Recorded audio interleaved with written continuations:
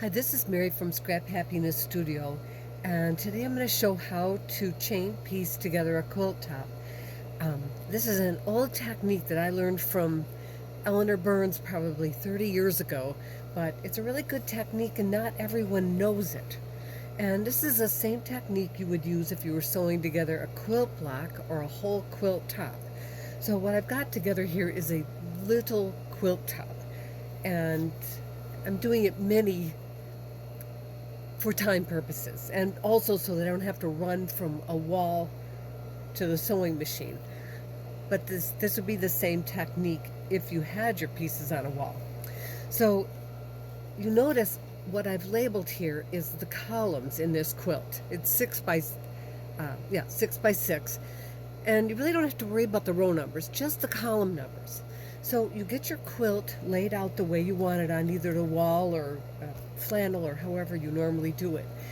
If it were on a wall, well, I'm going to show this. So let's pretend this is on a wall.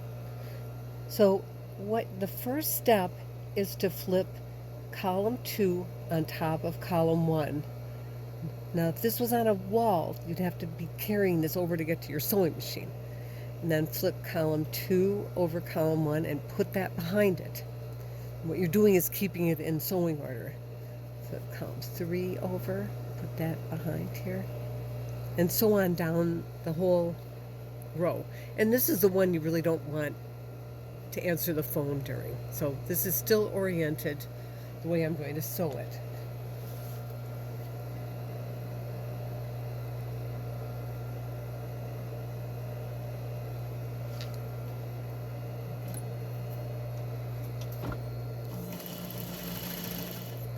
Now, the joy of chain piecing is that by not cutting the threads in between these pieces as I feed them through, it's going to keep all these pieces in order, which when you've got a big quilt, this is pretty important.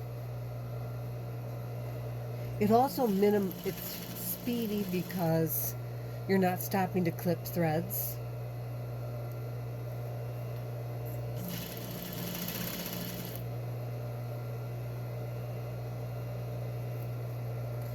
And oh, one thing I didn't mention, after you get your quilt top all arranged nicely, it doesn't hurt to take a picture of it, just in case you get mixed up.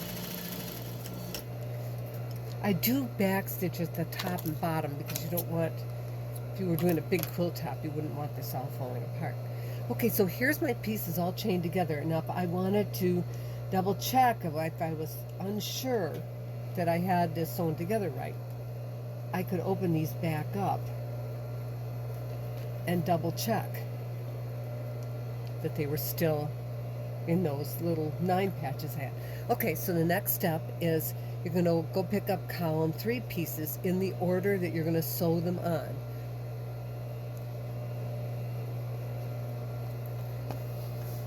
And come back up here.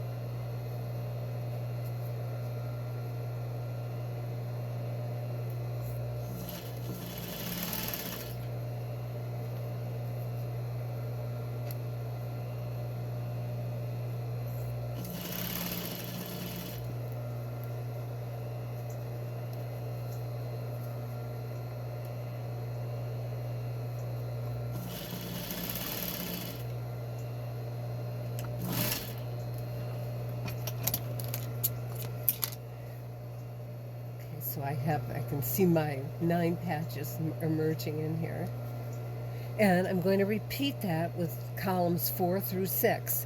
Now, if you were doing a quilt with 100 pieces in it, you would continue doing these columns together across this way.